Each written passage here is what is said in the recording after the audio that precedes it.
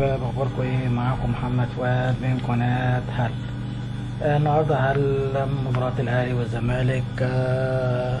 زي ما توقعنا في قبل الماتش، بس التشكيل فيه حاجة كده غريبة شوية هنتكلم فيها، والنتيجة طبعا كانت ممكن تكون خلص من الشوط الاولاني، بس التوفيق وعدم التوفيق هو حال بين ضربات الجزاء.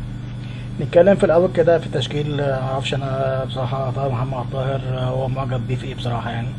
ماشي، انت الماتش اللي فات جاب لك جونين وخلص لك الماتش، المره دي الشوط الاولاني اديت الشوط الاولاني بقى طلع الشوط التاني. يعني انا بصراحه مش عارف طاهر يقعد واحمد عبد القادر يمشي، دي برضه حاجه غريبه جدا جدا جدا جدا.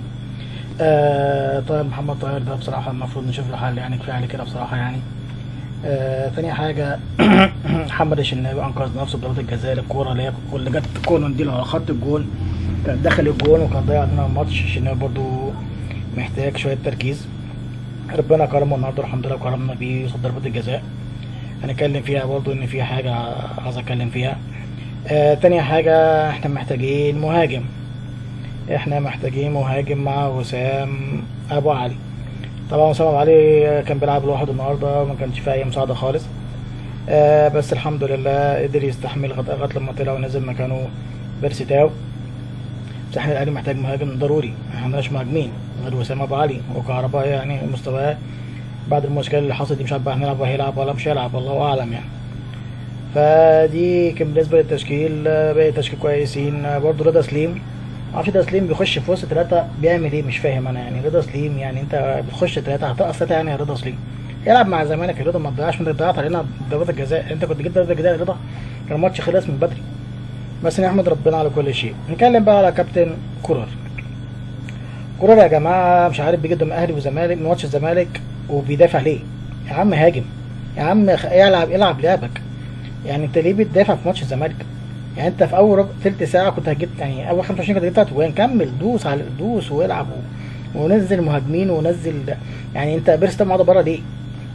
بيرسي تاو وقفشه معاهم بره ليه؟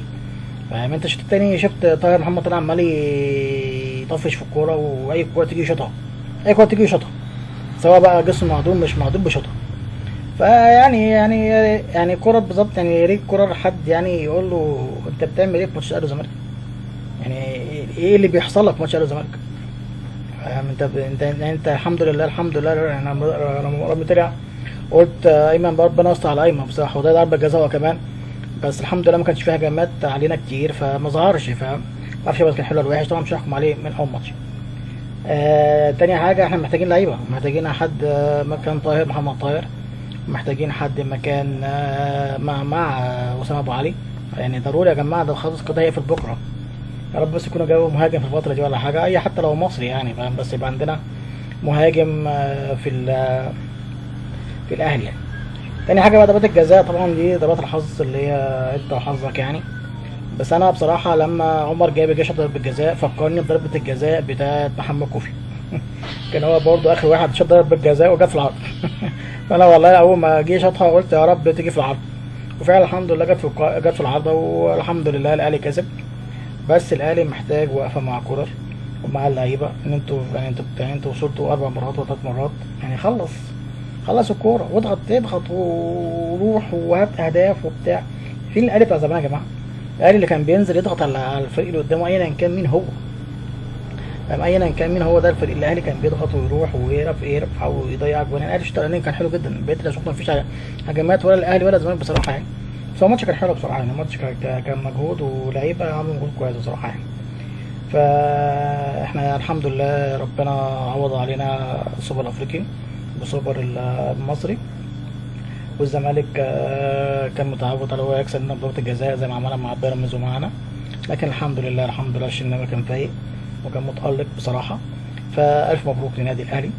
فإن شاء الله بإذن الله نركز على ماتش العين اللي جاي، ده ماتش مهم جدا جدا جدا جدا، أهم من أي حاجة. اللعيبة لازم تبقى مركزة، ونفس الكورة بقى ما يدافعش ويعمل الحركة بتاعته دي ويستحوذ على الكورة من غير أي حاجة خالص.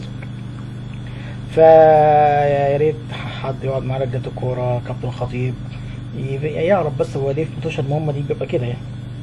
ما انت تضغط وهاجم وبتاع واعمل وروح ونزل قفشه ونزل طاهر نزل قفشه ونزل بيرسي تاو ونزل كمان عبد الواحد، ده المفروض برضه ما يقعدش يعني. معرفش انت بداتش بيه ليه، لو هو كان مصاب ماشي مفيش اي مشاكل خالص. فالحمد لله الحمد لله الاهلي كسب. الف مبروك الاهلاويه، الاهلي تاج السعاده، بيفرحنا دايما، وان شاء الله احنا مستنيينه يوم الثلاث في ماتش العين الاماراتي ويفرحنا تاني. ان شاء الله في ماتش الاماراتي ده هنعمل مسابقه كده صغيره هنعلن عليها يوم الاثنين. فتابعوني في القناه. هنعمل مسابقه كويسه جدا جدا جدا، قلنا لكم عليها يوم الاثنين ان شاء الله قبل الماتش بيوم. ففعل الجرس واشترك في القناه وادينا لايك. السلام عليكم ورحمه الله وبركاته.